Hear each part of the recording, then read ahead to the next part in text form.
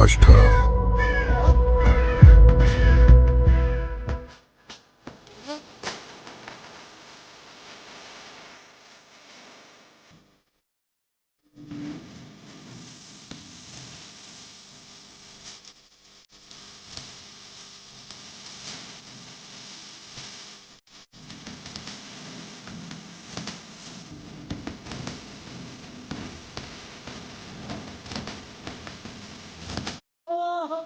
यकीन की इंतहा, जिसने अपने मुर्शिद के लिए अपनी आंख की रोशनी बुझा दी। एक सच्ची कहानी पर दास्ताने गंजे शकर शेख फरीद।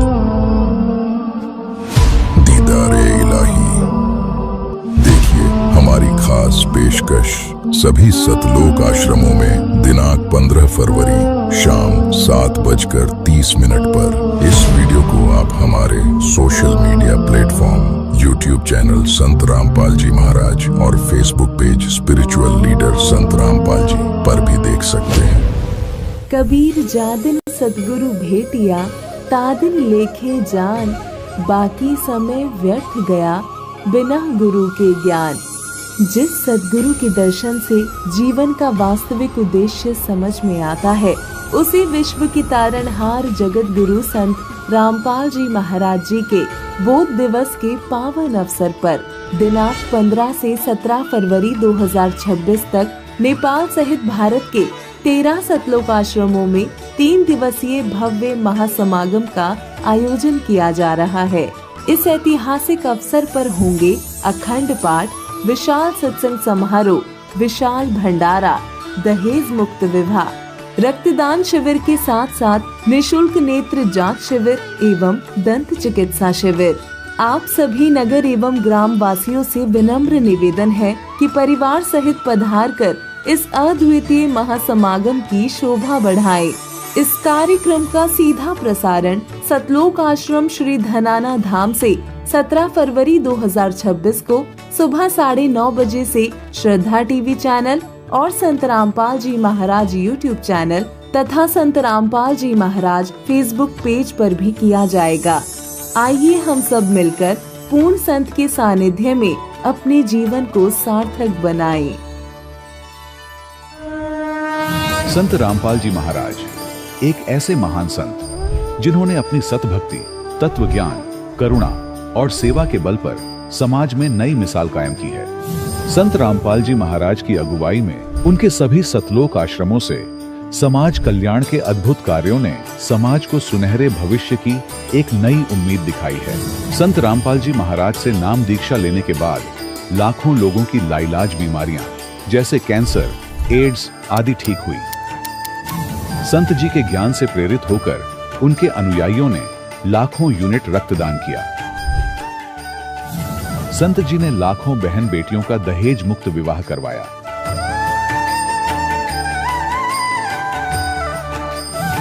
संत जी ने लाखों लोगों का नशा छुड़वाया, करोड़ों उजड़े परिवार बसे। संत जी के आश्रमों में समागम के दौरान निःशुल्क नेत्र चिकित्सा, दंत चिकित्सा प्रदान की जाती है। संत रामपाल जी महाराज द्वारा समय समय पर पर्यावरण संरक्षण के उद्देश्य से बड़े स्तर पर वृक्षारोपण किया जाता है। संत जी ने जरूरतमंदों को तत्काल राहत पहुंचाने के लिए एम्बुलेंस सेवा शुरू की। संत जी अपने अनुयायियों को देहदान के लिए प्रेरित करते हैं, जिससे मानवता की सेवा और चिकित्सा क्षेत्र में सुधार हो सके। संत रामपाल जी महाराज के सभी आश्रमों में हर रोज निशुल्क भंडारा आयोजित किया जाता है, जहां हर वर्ग, हर जाति और हर धर्म के लोग एक साथ बैठकर भोजन करते हैं।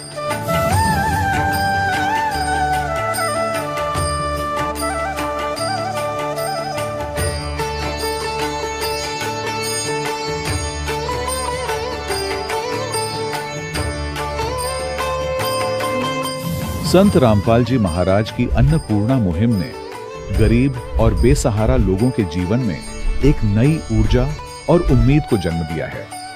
घर घर खाद्य सामग्री और जरूरी मदद पहुंचाकर संत रामपाल जी महाराज ने लोगों को दुख और मजबूरी से लड़ने की ताकत प्रदान की है।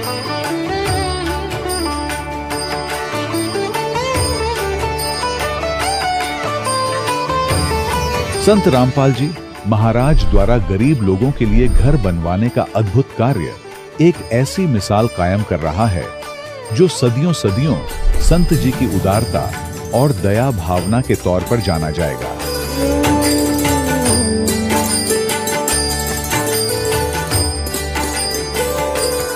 संत रामपाल जी महाराज के आश्रम में हजारों बुजुर्गों को सम्मान और प्यार के साथ जीवन जीने का अवसर मिलता है। उनके खाने, रहने और स्वास्थ्य की पूरी जिम्मेदारी संत रामपाल जी महाराज उठाते हैं। अनाथ बच्चों के लिए संत रामपाल जी महाराज के सभी आश्रम किसी वरदान से कम नहीं। यहाँ उन्हें शिक्षा, संस्कार और भविष्य के लिए बेहतर अवसर प्रदान किए जाते हैं।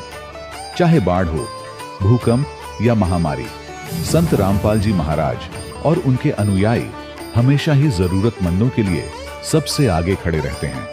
कोविड महामारी के दौरान संत रामपाल जी महाराज के आश्रमों से करोड़ों लोगों के लिए भोजन, दवाइयां और जीवन रक्षक सामग्रियां उपलब्ध कराई गई। चाहे गरीब की मदद हो या किसी शोषित और पीड़ित वर्ग के हक और सम्मान की लड़ाई, संत रामपाल जी महाराज ने हमेशा ही उनकी दबी आवाज को सरकारों तक पहुंचाया है और उन्हें उचित न्याय दिलवाने में अहम भूमिका अदा की है। समाज में आध्यात्मिक और सामाजिक मूल्यों के प्रति जागरूकता लाने में संत रामपाल जी महाराज हर कदम पर मानवता के सच्चे सेवक साबित हुए हैं। संत रामपाल जी महाराज का जीवन हमें सिखाता है कि सच्ची सेवा वही है जो निस्वार्थ भाव से की जाए। आइए हम भी इस महान सेवा के कार्य में इस महान संत से जुड़ें और संत रामपाल जी महाराज से नाम दीक्षा लेकर अपने जीवन को धन्य बनाएं।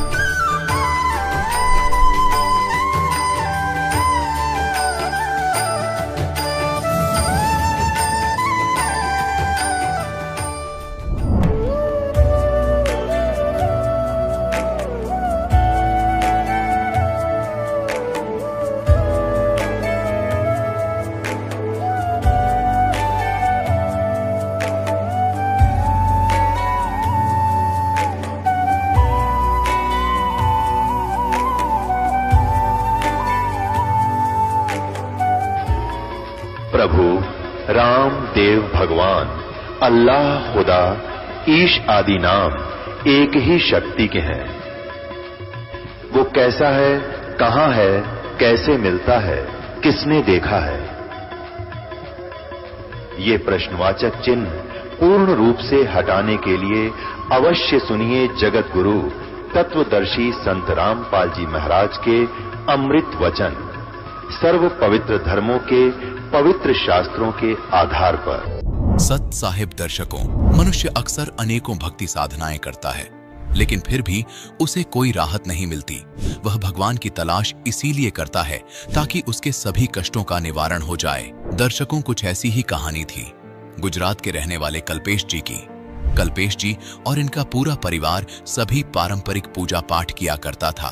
ये शिव जी, हनुमान जी और चामुंडा मां की पूजा किया करते थे तथा नवरात्रि, सावन जैसे अवसरों पर व्रत भी रखते थे। लेकिन फिर भी इन्हें इन सभी साधनाओं से कोई राहत नहीं मिली। इन साधनाओं को करते हुए भी कल्पेश जी के पूरे परिवार को अनेकों बीमारियों ने घेर लिया।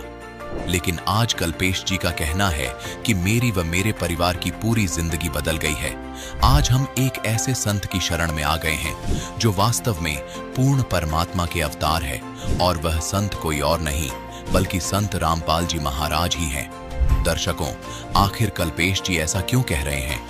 आखिर कल्पेश जी को संत रामपाल जी महाराज ने कौन सी जड़ी दे दी जिसका गुणगान करते कल्पेश जी नहीं थक रहे हैं? आइए सुनते हैं कल्पेश जी की कहानी उन्हीं की जुबानी। सर नमस्कार। नमस्कार। सर क्या नाम है आपका? मेरा नाम कल्पेश भाई शाह। कल्पेश जी कहाँ से आए हैं आप? मैं गांव छोटाउदेपुर गुजरात से आया हूँ। सर संत रामपाल जी महाराज जी से आप कब जुड़े? जी मैं 24 अक्टूबर 2010 को जुड़ा। संत रामपाल जी महाराज से नाम दीक्षा लेने से पहले आप क्या भक्ति साधनाएं करते थे? जी, हमारे घर में जो पारंपरिक पूजाएं हो रही थी, जैसे शिव जी की हम पूजा करते थे, हनुमान जी को हमने इष्ट बनाया था और चामुंडा माँ को हमने कुलदेवी के रूप में पूज रखा था। और भी जैसे नवरात्रा कर रहे थे और सावन महीने में हम शिव जी का मतलब महीने का हम उपवास रखते थे। तो ये सारी मतलब जो हमारे घर में चली आ रही थी जो पूजा थी, हम भी उसी को सत्य मान के पूजा कर रहे थे। जी सर, संत रामपाल जी महाराज जी से जुड़ना कैसे हुआ आपका? क्योंकि आप गुजरात से संबंध रखते हैं और हजारों किलोमीटर दूर हरियाणा में संत रामपाल जी महाराज से आप जुड़े हैं, कैसे?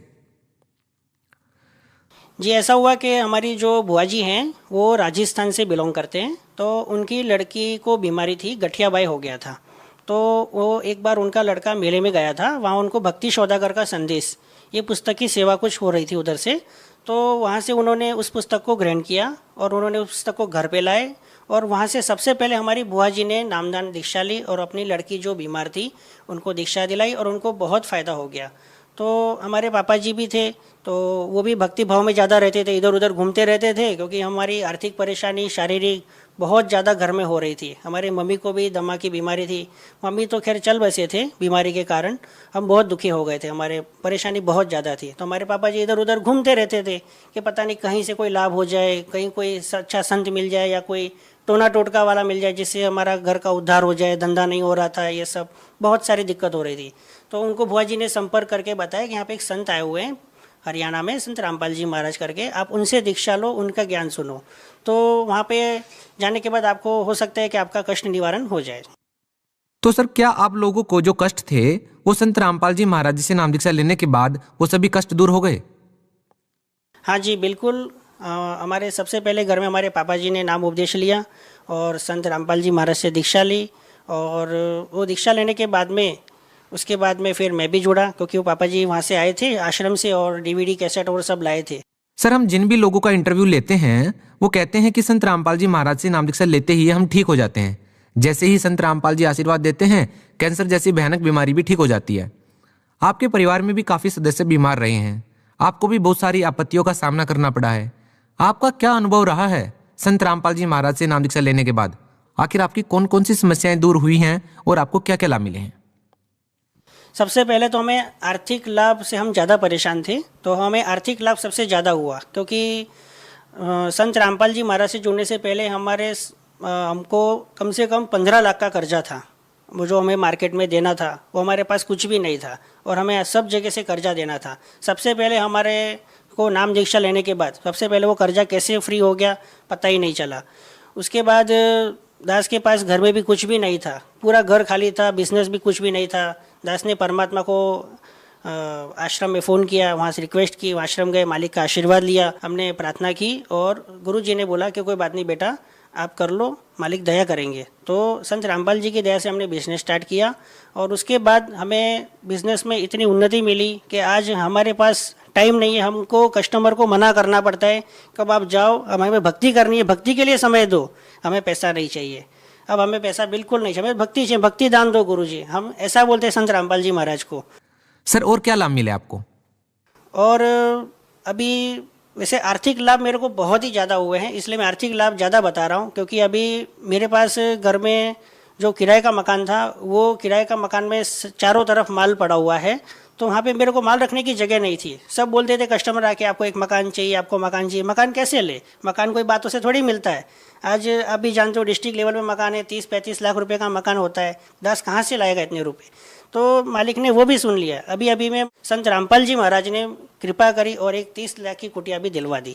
अच्छा, एक सवाल हम आपसे और जानना चाहेंगे कि संत रामपाल जी महाराज से नाम दीक्षा लेने के बाद आपको आर्थिक लाभ कैसे मिल रहे हैं? भक्ति तो आप पहले भी कर रहे थे, लेकिन अब ऐसा क्या चेंज हुआ कि आपको आर्थिक लाभ मिलने शुरू हो गए?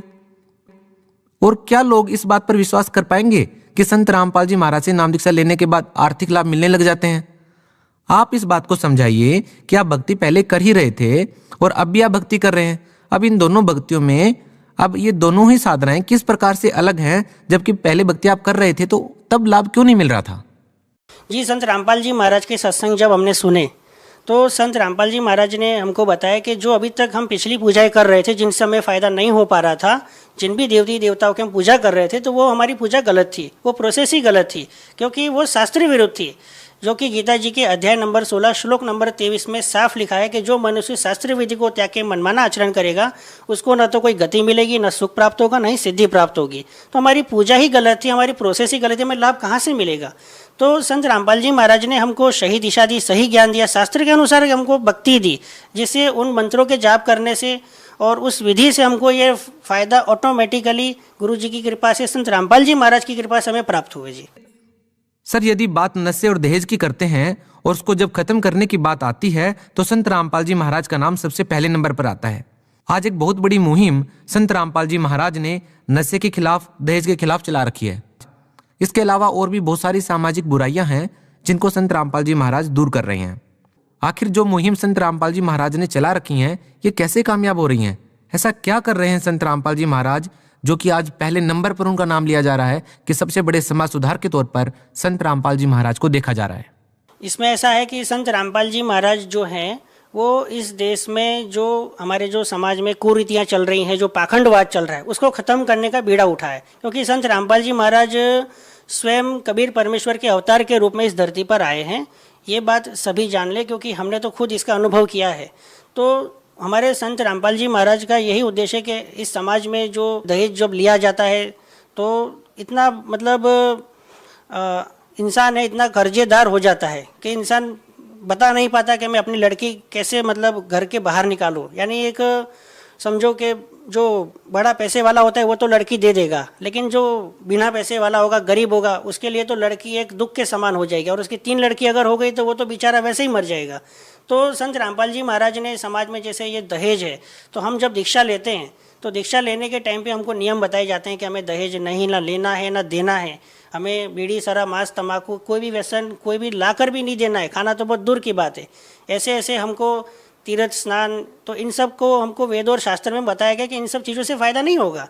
ऐसे गुरुजी ने हमको कई नियम ऐसे बताएं जो शास्त्र के अनुसार हमें करने हैं, तभी हमें भक्ति का सही फ़ायदा हो पाएगा।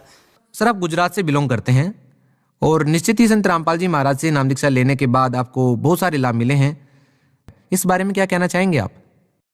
जी, इसमें ऐसा है कि अब हमारे संत रामपाल जी महाराज हैं तो वो जो ज्ञान बता रहे हैं वो शास्त्र के अनुसार बता रहे हैं, और अन्य जो संत हैं वो शास्त्र के विरुद्ध ज्ञान बता रहे हैं, उनसे फ़ायदा नहीं हो पा रहा है। और हमारे संत रामपाल जी महाराज है वो शास्त्र के अनुसार भक्ति बता रहे हैं, तो उनको जो भी उनके मतलब दुखी लोग वहाँ पे आते आश्रम में, तो वहाँ उनका कष्ट तुरंत ही दूर हो जाता है, क्योंकि वहाँ सही शास्त्र अनुसार भक्ति मिल जाती है। और अन्य जो धर्म पंथ जो चल रहे हैं तो उनको उस भक्ति से सैकड़ों वर्षों से वहाँ लगे हुए, लेकिन उनको फ़ायदा नहीं हो पा रहा है। और कैसे कोई अगर हमारा भक्त वहाँ उसको दुखियारे को मिल जाता है कि आप संत रामपाल जी महाराज के शरण में चलो, वहाँ जाने से आपको ये सारे कष्ट दूर हो जाएंगे।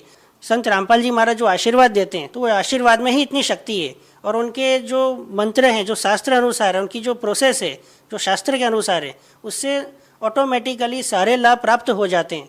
तो ये सारी बातें अन्य पंथों को, अन्य धर्मगुरुओं को ये गवारा नहीं होती जो वहाँ चल रहा है। सर, आप अपनी भाषा में गुजरात के लोगों को संत रामपाल जी महाराज के बारे में क्या संदेश देना चाहेंगे? હું તો બસ એટલું જ કહેવા માંગુ છું અમારા ગુજરાતના બધા જ ભાઈ બહેનોને કે સંત રામપાલજી મહારાજ અન્ય બધા જ ધર્મગુરુઓ જો એવું જ કહે છે કે તમે મારી પાસે આવો, હું ભક્તિ આપું છું, મને ગુરુ બનાવી લો, હું તમને આ મંત્ર આપીશ, તમે જાપ કરો, પણ સંત રામપાલજી મહારાજનું જ્ઞાન તમે ખાલી એક વખત સાંભળો, તમે જુઓ કે કેવી ભક્તિ બતાવે છે, કેમ આમનો આટલો પ્રચાર થઈ રહ્યો છે, છતાંય આમનો પ્રચાર જોરશોરથી થઈ રહ્યો છે, કેમ આવું થાય છે? તો આ કેવા ગુરુજી છે? તો તમે કમસે કમ એમનું જ્ઞાન સાંભળો, કેમ કે સંત રામપાલજી મહારાજ કોઈ સાધારણ મનુષ્ય આ ધરતી પર નથી આવ્યા, એ સ્વયં કબીર સાહેબના અવતાર અને સાચા ભગવાન બનીને ધરતી પર આવ્યા છે। તો તમે એમનું જ્ઞાન સાંભળો સૌથી પહેલાં, અને એમની ભક્તિ જુઓ। એમનું જ્ઞાન તમને શાસ્ત્રના અનુસાર ગીતા, 4 વેદ, કુરાન શરીફ, બાઇબલ એ અનુસાર જ્ઞાન બતાવી રહ્યા છે, અને એમની ભક્તિથી આપણા ગમે એવા રોગો હોય, કેન્સર જેવી બીમારી કેમ ના હોય, આપણા ઘરમાં ખાવાના ફાફા હોય, આપણા પાસે પૈસો ના હોય, તો એ તો માલિક ફ્રીમાં આપે છે, એમના આશીર્વાદ એમની ભક્તિ જ આપણને મળી જાય છે। संत रामपाल जी महाराज की एक पुस्तक है जीने की राह, जिसने लोकप्रियता के मामले में सभी रिकॉर्ड तोड़ दिए हैं, और उस पुस्तक की डिमांड लोगों में बहुत ज्यादा हो गई है। बहुत ही कम समय में बता रहे हैं 25 लाख से ज्यादा लोगों ने उनकी वेबसाइट से जीने की राह पुस्तक को डाउनलोड भी कर लिया है। सर, जीने की राह पुस्तक को जो लोग घर बैठे मंगवाना चाहते हैं वो कैसे मंगवा सकते हैं? इसमें ऐसा है कि संत रामपाल जी महाराज का जो सत्संग है वो डेली जो चैनल चल रहे हैं जिस पे नीचे पीली पट्टी चलती है, तो उसमें सारे फ़ोन नंबर दिए जाते हैं, आप उसमें SMS करके भी प्राप्त कर सकते हैं। और ऐसे 6 से 7 चैनलों पे गुरुजी संत रामपाल जी महाराज का सत्संग चल रहा है। और हमारा जो वेबसाइट है जो www.jagatguru-rampalji-maharaj.org, आप उस पर भी सर्च करें और उसको देखें, ज्ञान प्राप्त करें और परमात्मा की संत रामपाल जी महाराज की शरण में आए और अपना जीवन मोक्ष कराएं। बहुत बहुत धन्यवाद सर। सत साहिब। दर्शकों, अभी आपने सुने संत रामपाल जी महाराज से दीक्षा प्राप्त करके सुखी हुए भक्त के अनुभव। अब देखिए जगत गुरु तत्वदर्शी संत रामपाल जी महाराज के मंगल प्रवचन। जैसे परमात्मा कपड़ा बुनते थे, बुनाई का केवल मेहनताना मिलता था उनको, उसमें से भी अपना परिवार के योग्य जो आवश्यक था सामान लाए, बाकी बच गया। सत्संग करते थे, उसमें भंडारा लगाते थे, यानी दान करते थे। और फिर ये दिखा परमात्मा ने कि कल्पे कारण कौन है कर सेवा निकाम, निष्काम भाव से भक्ति कर मेरी और मन इच्छा फल देऊंगा जो पड़े मेरे तक। जब मेरे सतर का काम आओगा जब देखना बेटा तेरी कैसे मदद करूंगा, पर सच्चे दिल से तू मेरे साथ लगा रहे। अब हम उसी प्रसंग पर आते हैं कि परमात्मा ही आकर सत्संग सुनाते हैं। सत्संग का अर्थ सत्य हो, सत्य ज्ञान, सत्य विचार, प्रत्येक एक वर्ड टू वर्ड सत्य होता है सत्संग का। उसमें कोई मीन मेख, कोई शंका नहीं रहती। शंका एक बार हो सकती है जो प्रथम बार सुनते हैं, लेकिन जब प्रमाण देखेंगे वो शंका समाप्त हो जाएगी। तो उस परमेश्वर ने 600 वर्ष पहले आकर सत्संग किया था। अक्षर पुरुष एक पेड़ है, जैसे जो पेड़ का हिस्सा जो पृथ्वी से तुरंत बाहर जो दिखाई देता है वृक्ष, वो पोर्शन है अक्षर पुरुष, अक्षर पुरुष। और उससे ऊपर मान लीजिए उसमें से 2-3 मोटी डार निकलती हैं, तो उनमें से एक मोटी डार समझो ये सरपुरुष, और उस डार के फिर शाखा है 3 मान लीजिए एक एग्जाम्पल के लिए। ये 3 शाखा हैं रजगुण ब्रह्मा, सतगुण विष्णु, तमगुण शिव। और फिर उनसे आगे जो पत्ते वगैरह हैं वो समझो आप और हम हैं। अब जैसे कई भक्त पूरा सत्संग दास का सुनते नहीं, एक बार कहीं दुर्भाग्य उनका कि ये सुनने को मिल जाता है कि 3 देव की जो करते भक्ति उनकी कदे ना हो मुक्ति, तो वहीं वो स्विच ऑफ कर देते हैं टीवी को। तो ये उनका दुर्भाग्य है। पहले ये सुनो कि पहली बार आप सुन रहे हो कि इनकी भक्ति जो करता है वो मुक्त नहीं हो सकता, तो ये तहत जाना चाहिए कि ये जो बोलने वाला ये मूर्ख है या किस टाइप का आदमी है, ये तो सुन लो। और ना अच्छा लगे तो ठीक है भाई, अपनी जो कर रहे हो करते रहो, सुनने में भी क्या दिक्कत है। तो जिस कारण से ये क्या कह देते हैं कि रामपाल तो ब्रह्मा विष्णु महेश की भक्ति छुड़वाता है। भक्ति नहीं छुड़वाता दास, भक्ति यानी इनकी साधना नहीं छुड़वाता। इनको तुम इष्ट मानकर पूजते हो, ये भ्रम निवारण कर रहा हूं कि ऐसा नहीं करना। जैसे संसार रूपी वृक्ष है, इसका प्रमाण मालिक ने दे दिया। अक्षर पुरुष एक पेड़ है, सरपुरुष वा की डार, तीनों देवा शाखा है, पात्र संसार। और मूल कौन है, रूट कौन है, वो जड़ कौन है जो पृथ्वी के अंदर गुप्त है, अव्यक्त है, वो प्रोक्ष है। तो वो जड़ जो है उससे पूरे वृक्ष का पोषण होता है। गीता अध्याय नंबर 15 के श्लोक नंबर 17 में यही निर्णय दिया है कि उत्तम पुरुष तो अन्य परमात्मा इति उद्धारते। वह केवल सबका को सुख सुख देता, परमात्मा से कहते हैं, वो दुख नहीं देता। और ये जो लोक तरम तीनों लोकों में अविश्य माने प्रवेश करके विभर्ति माने सबका धारण पोषण करता है, वो अव्यय ईश्वर है। वो है वो अविनाशी परमात्मा जो सबका पालन पोषण भी वही करता। तो 15वें अध्याय के प्रथम श्लोक को अब समझोगे आप। इसमें क्या बताया है कि ऊर्ध्व मूलम अधः शाखम अश्वत्थम प्राहु अव्यम छंदासी यस्य प्रणानी ये तम वेद से वेदवित। ऊपर को जड़ और नीचे को शाखा वाला ये संसार रूपी अविनाशी पीपल का वृक्ष समझो। और इसके जो विभाग हैं, छंद हैं, पत्ते आदि इसके छंद विभाग हैं, इनको सभी को जो जानता है तत्व से, वो तत्वदर्शी संत है, यानी वो वेद के तात्पर्य को जानने वाला। इससे सिद्ध हो गया कि जैसे कोई कहते हैं कि भी रामपाल तो ब्रह्मा विष्णु में इसकी पूजा छुड़वाता है, इनकी भक्ति बंद कराता है। भक्ति देखो, एक तो होती है साधना और एक होती है पूजा।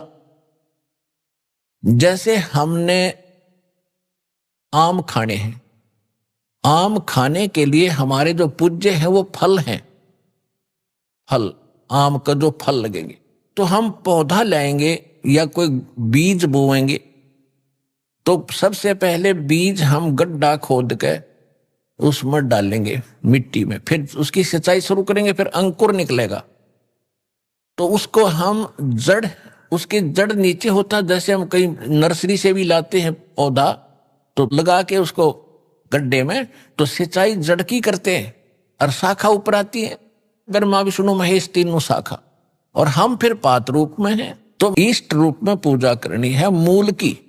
और मूल मालिक कौन है? वो परम अक्षर ब्रह्म है, ऊपर को जड़ है, जिसकी जड़ रूपी जो भगवान है वो है हमारा पूज्य।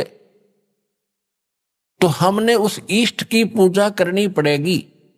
गीता अध्याय नंबर 3 के श्लोक 10 से लेकर 15 में एक निर्णायक ज्ञान दिया है। कहते प्रजापति ने सबसे पहले प्रजा को उत्पन्न करके ये कहा था कि तुम धार्मिक अनुष्ठान शास्त्र अनुकूल विधि से भक्ति करके इन देवताओं को उन्नत करो, और ये बड़े हुए देवता तुम्हें उन्नत करेंगे, तुम्हें फल देंगे।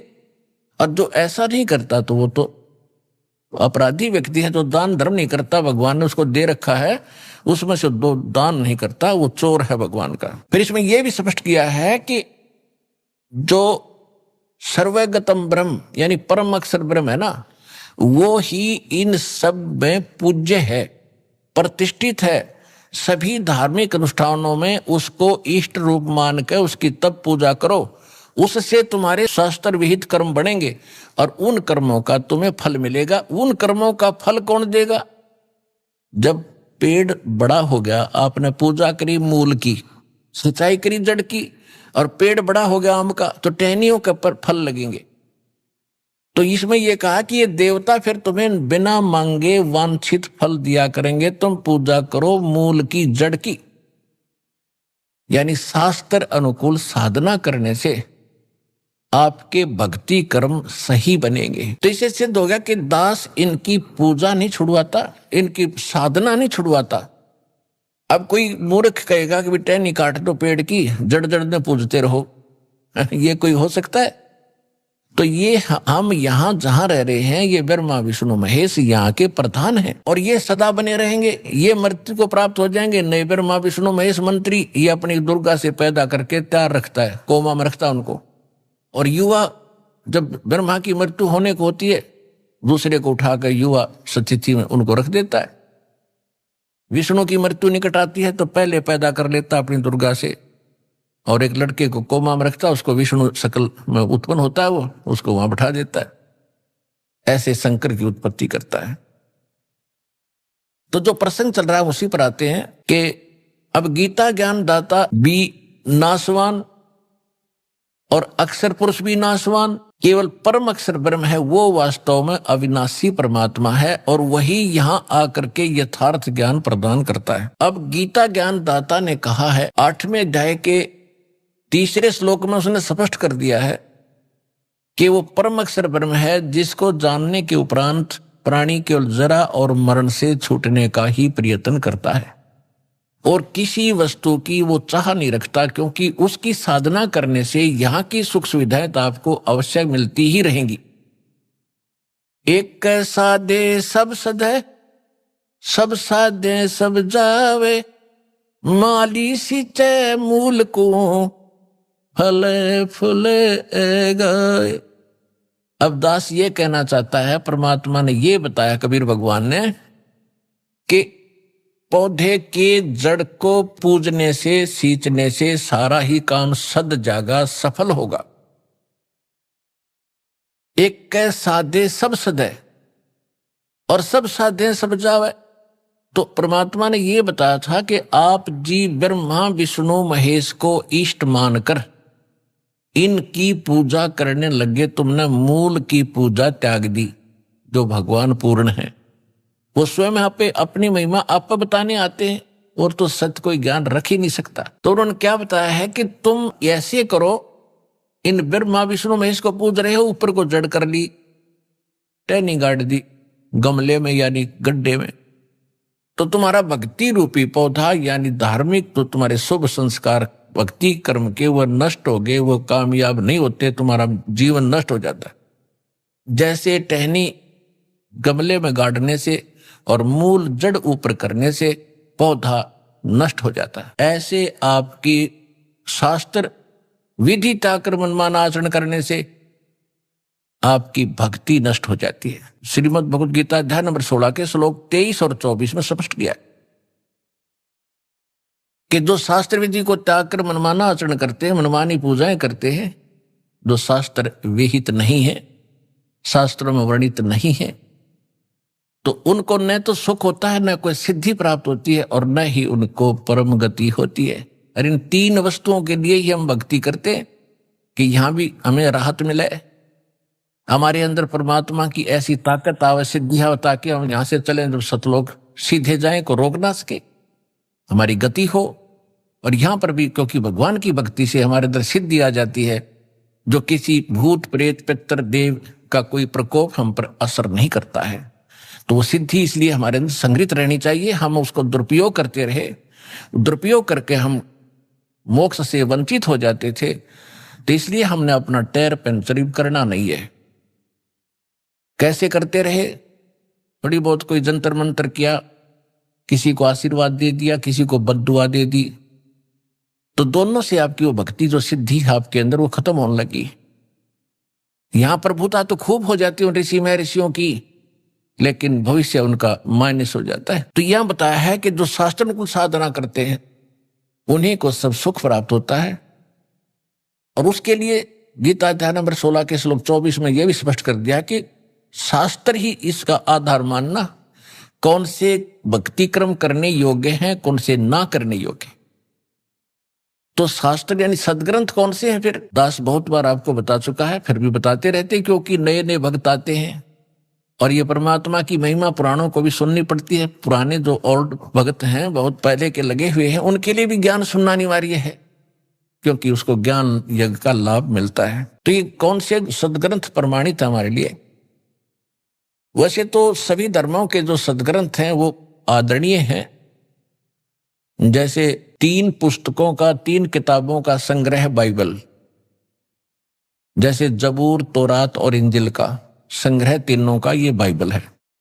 और पवित्र बाइबल, पवित्र कुरान शरीफ और पवित्र 4 वेद, पवित्र श्रीमद् भगवत गीता, पवित्र 18 पुराण और पवित्र सूक्ष्म वेद जो स्वयं परमात्मा आकर यथार्थ ज्ञान देता, जो सूक्ष्म वेद है, जो गॉड गिवन स्पिरिचुअल डायरेक्ट है, जो अपने मुख कमल से यहां आकर परमात्मा बोलता है, बताता है, वो है ऑल इन वन, यानी कंप्लीट इन ऑल रिस्पेक्ट, जिसके अंदर सब ही ज्ञान है।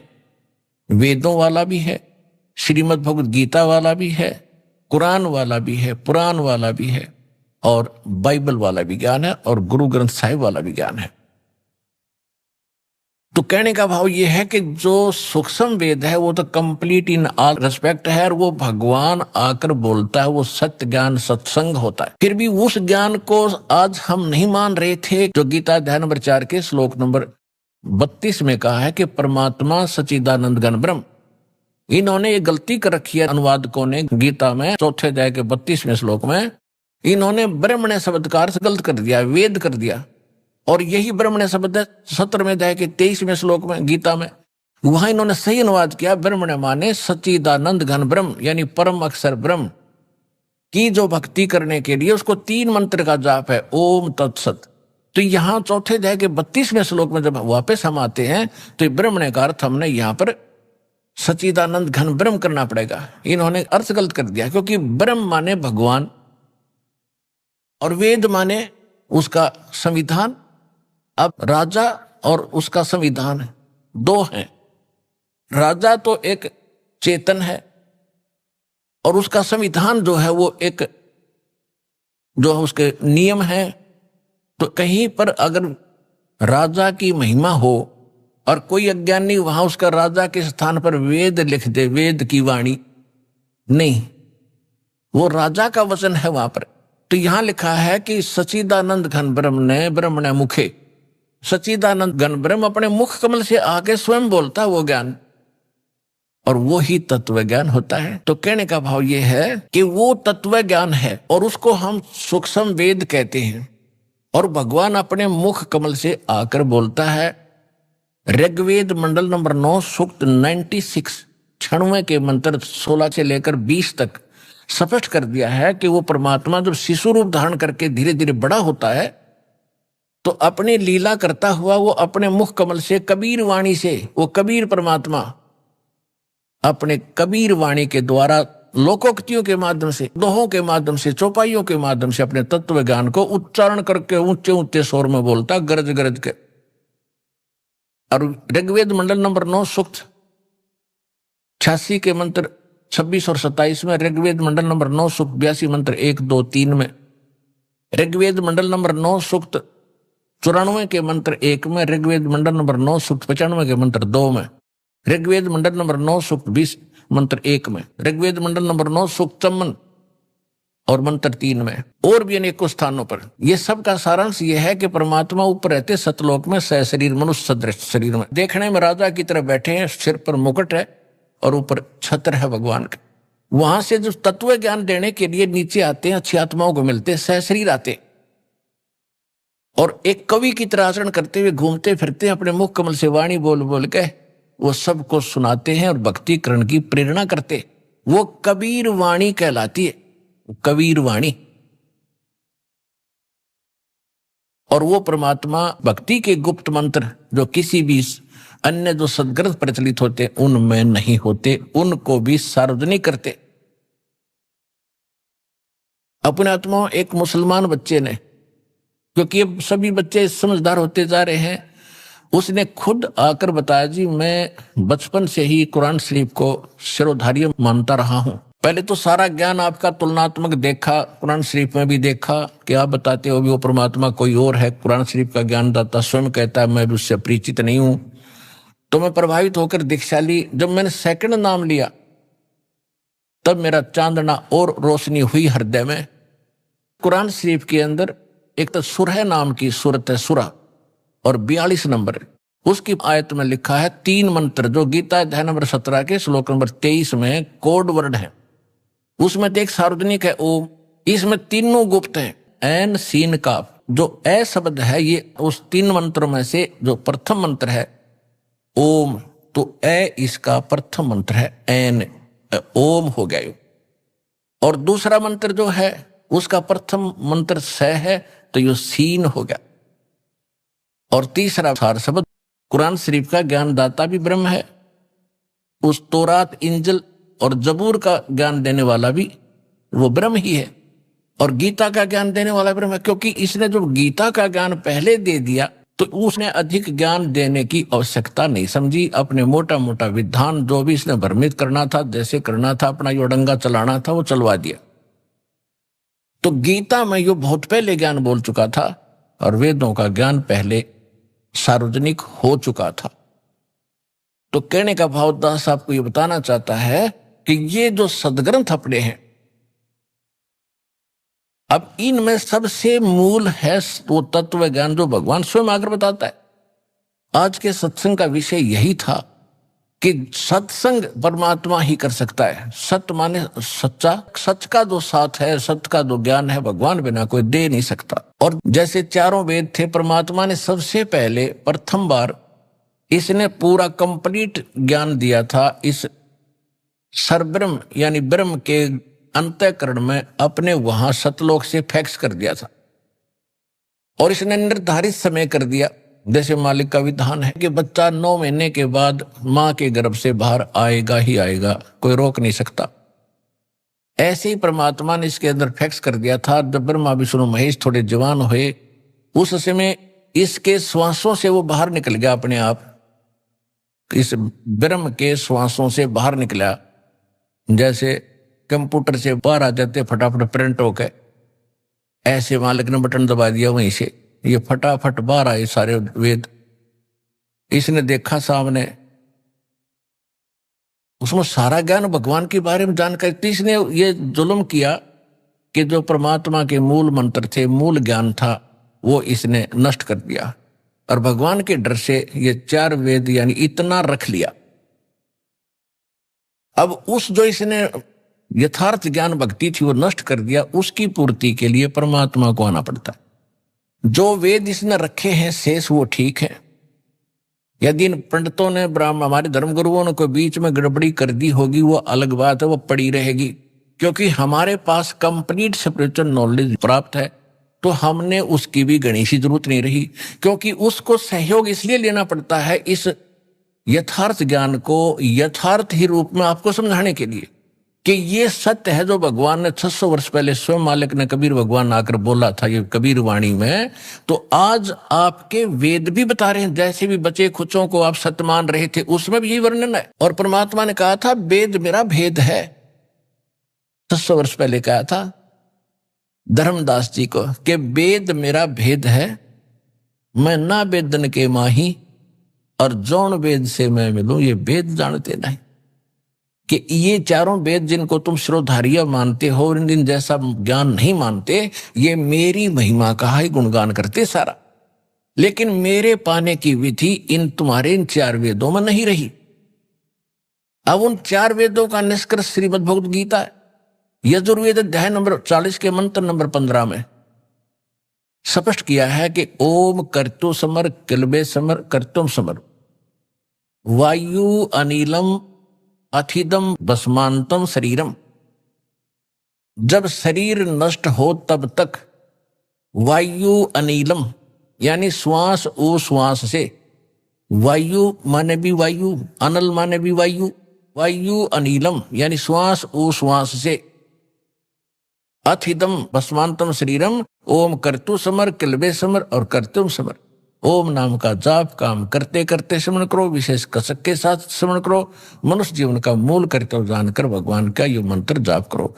और इसको वायु अनिलम, अब ये स्पष्ट हो रहा है श्वास उश्वास से इसका सिमरण है, लेकिन इनको समझ में आया नहीं। और अंतिम सांस तक जब तक शरीर भस्म हो, अंत हो, तब तक इसका सिमरण करना। इससे जो अमृतम प्राप्त होगा, अमृतो जो इससे मिलना है वो प्राप्त हो जाएगा। उससे कितना अमृतम है, अमृतो ही आपको पता ही दिया कि ओम जाप ब्रह्म का है, ओम के जाप से ब्रह्मलोक प्राप्ति होती है। ये बहुत लंबा समय है इसका वहां रहने का ब्रह्मलोक के महास्वर्ग में। उसके बाद भी फिर इनका जन्म मृत्यु होता है, इतना अमृतो है। फिर यजुर्वेद अध्याय नंबर 40 के अंदर केवल 17 श्लोक हैं, 17, और 15वें में इसने अपनी महिमा बता दी, मेरा एक ओम मंत्र है। फिर 17वें में इसने बता दिया कि वो परमात्मा तो प्रोक्ष है, वो मूल भगवान तो गुप्त है, और मैं ब्रह्म हूं, अहम खम ब्रह्म सो अहम, वो तो परमात्मा अव्यक्त है और अहम मैं ब्रह्म हूं, और मेरा ओम नाम है, मैं ब्रह्मलोक रूपी दिव्य आकाश में रहता हूं। तो इसने स्पष्ट कर दिया कि वो परमात्मा कोई और है। और यजुर्वेद अध्याय नंबर 40 के मंत्र नंबर 10 में स्पष्ट कर रखा है कि कोई तो भगवान को कहते जन्म लेता संभवात, कोई कहता है जन्म लेता ही नहीं, असंभवात अजन्मा है। और जन्म लेने के उदाहरण देते हैं, राम और कृष्ण रूप में ये वही आता है। इस तरह की लोक वेद दंत कथा ही सुनाते हैं। लेकिन इसके विषय में भगवान जन्म लेता है या नहीं लेता है, वो कैसा है, उसके लिए तत्वदर्शी संतों से पूछो, धीराणाम, विज्ञानी पुरुष तत्वदर्शी संत पुरुष बताएंगे, उनसे पूछो। तो इससे सिद्ध है कि गीता और वेदों का ज्ञान एक है। श्रीमद् भगवद गीता वेदों का सारांश है। इसमें भी ओम नाम के अतिरिक्त और कोई मंत्र नहीं, ये तो ब्रह्म का। फिर इसने बताया है कि जो परम अक्षर ब्रह्म है, 17वें अध्याय के 23वें श्लोक, कि जो परम अक्षर ब्रह्म है उसके पाने का, उसके पाने का, जो उसकी प्राप्ति करने वाला उस स्थान को प्राप्त कर जाएगा जहां जाने के बाद साधक फिर लौटकर कभी संसार में नहीं आते। 15वें अध्याय के 4थे श्लोक में श्रीमद् भगवद गीता। ओम तत्सत इति निर्देश ब्रह्मण त्रिविध समर्थ है। अब क्या बताया है कि उस सच्चिदानंद घन ब्रह्म की प्राप्ति का 3 मंत्र के जाप का और 3 ही विधि से जाप करने का निर्देश है। अब जिनको सारनाम प्राप्त हो चुका है उनको मालूम है कि 3 मंत्र को 3 ही विधि से जाप होता है। जैसे सतनाम आपको प्राप्त है, एक मंत्र बाहर छोड़ते हैं, एक अंदर लेते हैं, हो गया ना 2 विधि से। और जिसने तीसरा प्राप्त है उस, तो इस तरह ये 3 विधि से इसका जाप है और यही मूल मंत्र है। इसके सहयोगी मंत्र और हैं जो छोटे मोटे अक्षर, कहीं कहीं पुराणों में उनका वर्णन है, कहीं किलियम लिखा है, कहीं हरियम लिखा है और कहीं श्रीयम लिखा है, लेकिन ये कंप्लीट कोर्स नहीं उनके पास, क्योंकि ये नीम हकीमों का दिया ज्ञान है। किसका? ब्रह्मा जी का। और ब्रह्मा जी जब जन्म होता है, ब्रह्मा जी कहता मैं कमल के फूल पर बैठा था और मुझे नहीं मालूम मैं कहां से जन्मा हूं, तो वो कैसे कंप्लीट नॉलेज रख सकता है ब्रह्मा जी? और ब्रह्मा जी का दिया ज्ञान 18 पुराण बने, उसी ज्ञान के आधार से ऋषियों ने फिर अपने अनुभव जोड़ जोड़ के ब्रह्मा से प्राप्त ज्ञान से, ब्रह्मा जी से, और फिर उन्होंने अपने नाम से आगे पुराण बना दिए। तो जो सूक्ष्म वेद है, सबसे पहले वो वेद हमारा एथेंटिक वेद है, वो ऑथेंटिक हमारा ज्ञान है, बुक है। उसके बाद 4 वेद हैं और उसके बाद श्रीमद् भगवद गीता है। ये हैं 3 एथेंटिक वर्तमान में जो भक्ति के लिए हमने सिलेक्ट करने। ज्ञान तो हमने सभी पवित्र सदग्रंथों से ग्रहण करना है। और गुरु ग्रंथ साहिब जो है, जो महला पहला की वाणी है, महला पहला की वाणी, वो भी सूक्ष्म वेद का ही अंश है, लेकिन उसमें कंप्लीट नहीं है। क्योंकि जैसे एक इन सिख इतिहास में लिखा है कि प्राण संग्रही नाम का एक ग्रंथ बनाया था गुरु नानक देव जी ने, कति अलग गुप्त कंप्लीट रूप में, उसमें 160 अध्याय लिखे थे। तो जब गुरु ग्रंथ साहिब को इकट्ठा करने लगे, सब वाणियों की एक बीड बनाकर गुरु ग्रंथ साहिब का रूप देने लगे, 5 में जो महापुरुष थे अर्जुन देव जी, तो उन्होंने जब उस को देखा तो उसमें से केवल 60 अध्याय रखे, उसमें से एक भी नहीं लिया इसमें, वो तो छोड़ दिया कति सारा ही। तो उसमें से भी फिर बाद में जो प्रिंट हुए, केवल 60 अध्याय ही प्रिंट हुए हैं, जो प्राण संग्रही नाम से आज भी सुरक्षित है सिखों के पास। लेकिन गुरु ग्रंथ साहिब में नहीं लिया। क्यों नहीं लिया? कि उसमें एक यूं मंत्र था, सतनाम और सारनाम। सारनाम तो संकेतिक था, सतनाम सीधा लिखा था 2 अक्षर का। वो फिर परमात्मा ने दया करी, नानक साहिब जी ने उसकी पूर्ति जब की, जब मर्दाना और बाला जी जो उनके परम भक्त उनके साथ रहते थे हरदम, एक बार समुद्र के ऊपर से जाने लगे श्रीलंका में जाने के लिए, तो नानक साहिब जी ने कहा था कि आप वाहेगुरु वाहेगुरु जपो और मेरे साथ समुद्र पर आते रहो। ऐसे चल पड़े समुद्र पर जैसे थल पर चलते हैं। तो वो नानक साहिब जी वो 2 अक्षर का मंत्र उच्चारण करके जाप करने लगे। तो मर्दाना ने सोचा भी गुरुजी तो ये 2 अक्षर का मंत्र जाप करे, मैं भी क्यों ना करूं। वो करने लगा तो डूबने लगा।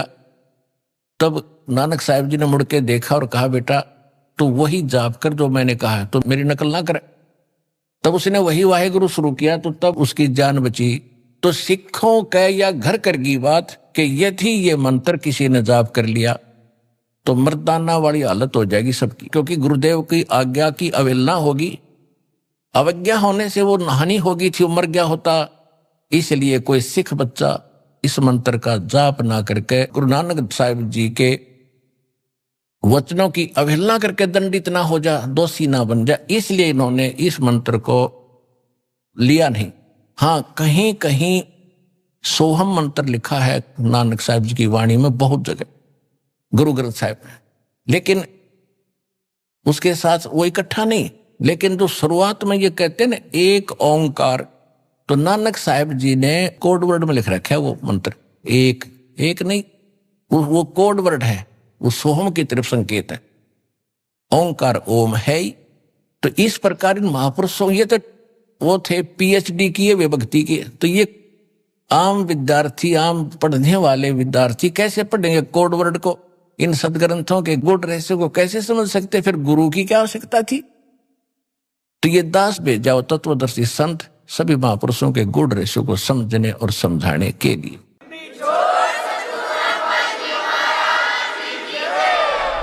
अभी आपने सुने संत रामपाल जी महाराज के मंगल प्रवचन। आइए अब सुनते हैं संत रामपाल जी महाराज से नाम दीक्षा लेकर सतभक्ति करके अद्भुत लाभ प्राप्त करने वाले अनुयायी के विचार। दर्शकों, मनुष्य जीवन बहुत अनमोल है और यदि मनुष्य जीवन में सच्चा गुरु न मिले तो जीवन व्यर्थ है।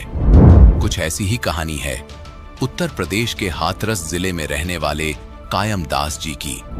कायम जी का जीवन बिना सच्चे गुरु के दुख और कष्टों से भरा था। कायम जी हमेशा ही संतों की सेवा में तत्पर रहते थे, लेकिन फिर भी तीनों तापों ने इन्हें गहराई से व्यथित कर रखा था। कायम जी का कहना है कि इनके जीवन में दुख तब खत्म हुए जब इन्होंने संत रामपाल जी महाराज से नाम दीक्षा ली।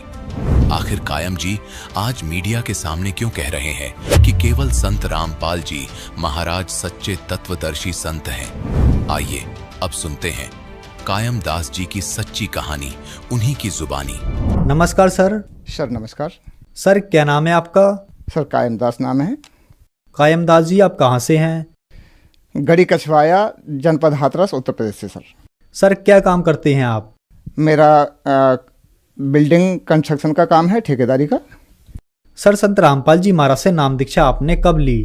10 जनवरी 2014 को ली सर। सर संत रामपाल जी महाराज से नाम दीक्षा लेने से पहले क्या आप कोई भक्ति साधना भी करते थे? जी, मैं संतों की सेवा में लगा रहता था। जो भी हमारे घर पे या कहीं भी मुझे दिखाई दे जाते थे संत जन, तो उनकी पीछे लग जाता था और ज्ञान सुनने की बहुत ज़्यादा उत्सुकता थी।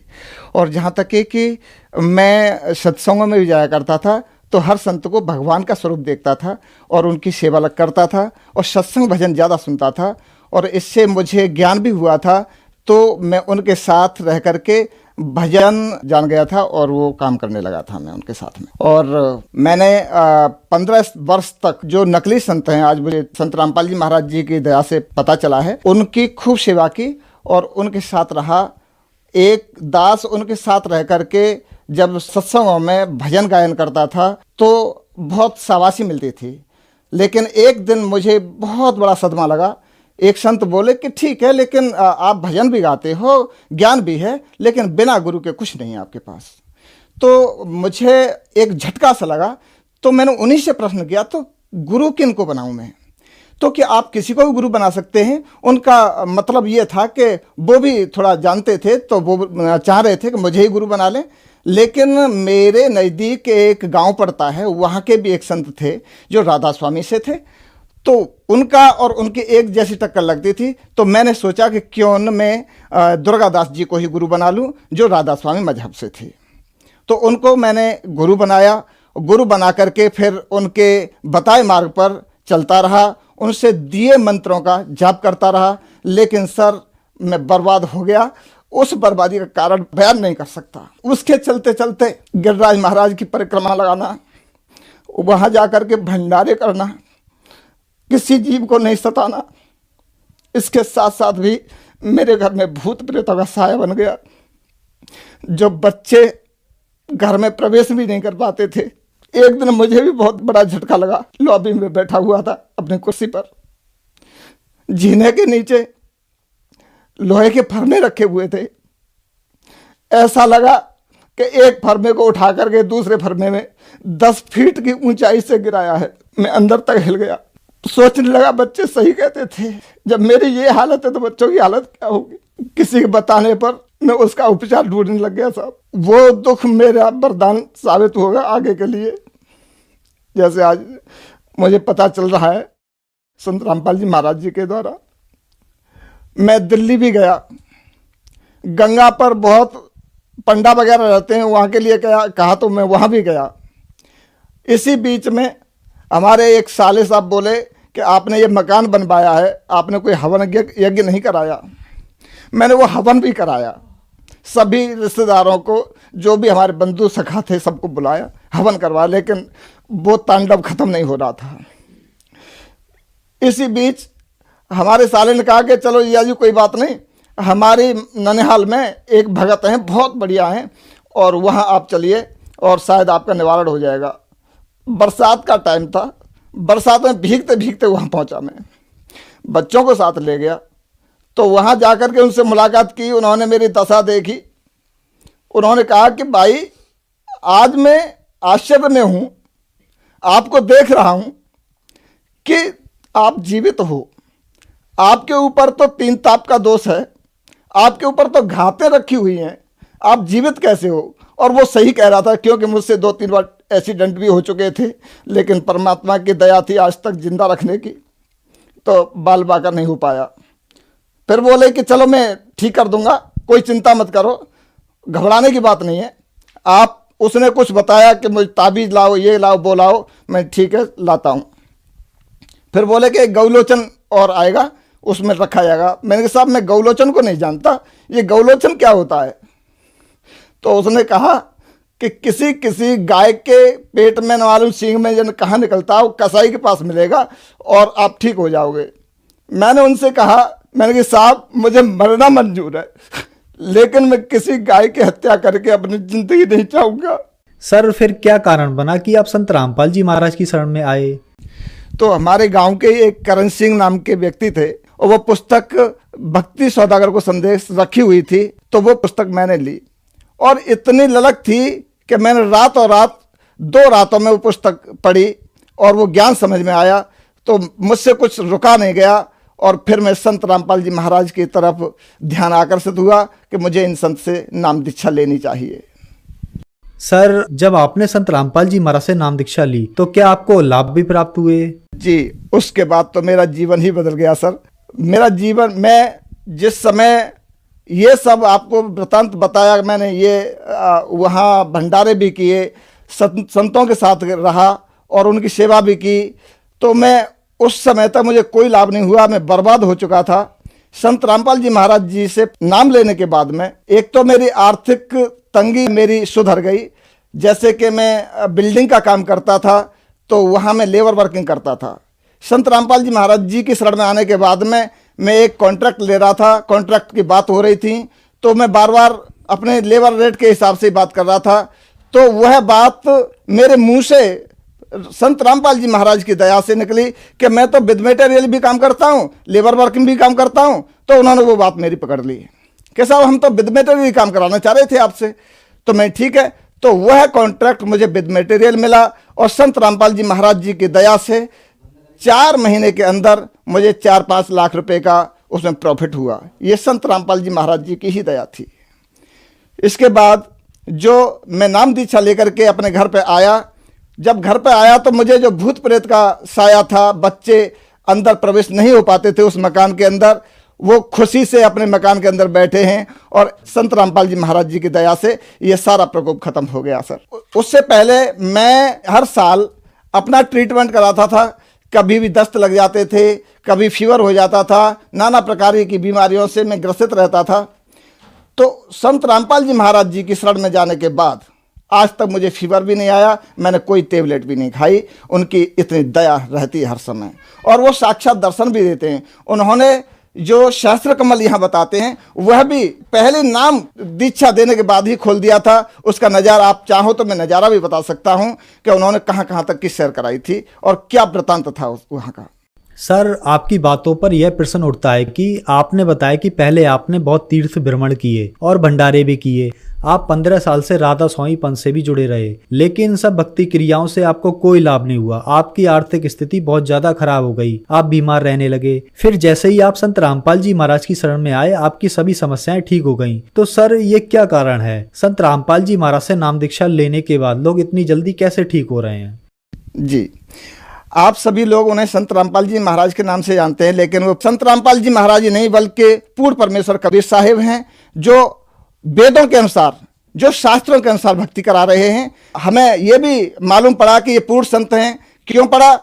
कि गीता जी अध्याय 15 के प्रथम श्लोक में लिखा हुआ है कि ऊर्ध्वम मूलम अधः शाकम अश्वत्थो पराः अव्ययम् छंदास्य से परानियतम वेद से वेद। जो संत जड़ से और तने तक, नीचे तक इस संसार रूपी अविनाशी वृक्ष को जान चुका है, वह तत्वदर्शी संत होता है। इसके विषय में गीता ज्ञानदाता भी नहीं जानता।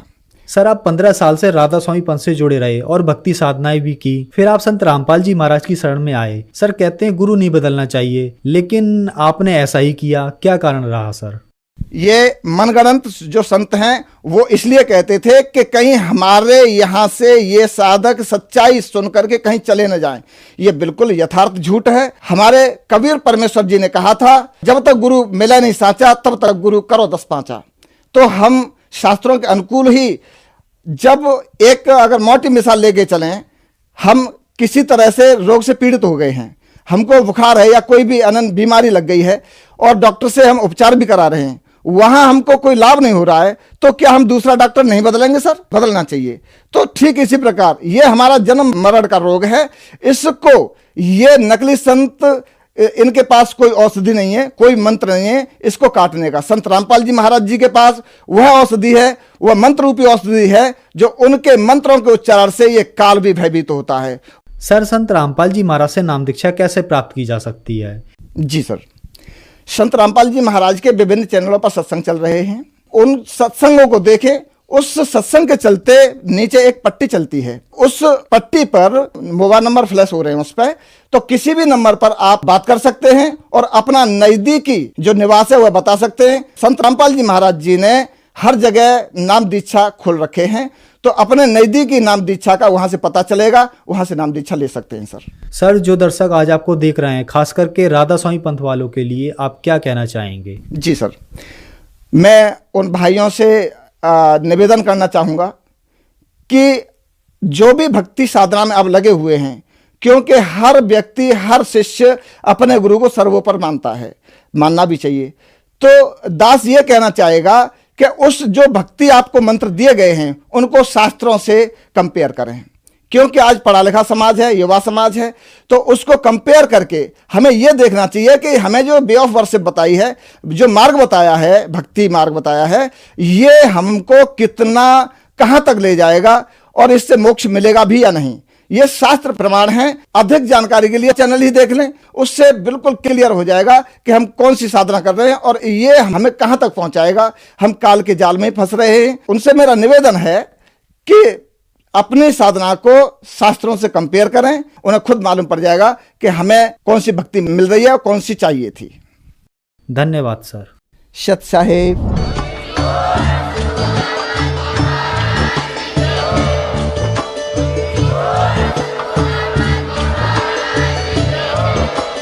आप सुन रहे थे जगत गुरु तत्वदर्शी संत रामपाल जी महाराज जी के मंगल प्रवचन। अधिक जानकारी के लिए विजिट कीजिए हमारी वेबसाइट www.jagatgururampalji.org। संत रामपाल जी महाराज जी के शुभ आशीर्वाद से पूरे विश्व भर में 500 से भी ज्यादा नाम दीक्षा केंद्र हैं, जिन पर संत रामपाल जी महाराज जी द्वारा ऑनलाइन निशुल्क नाम दीक्षा दी जा रही है। अपने नजदीकी नाम दीक्षा केंद्र का पता करने के लिए संपर्क करें 8222880541।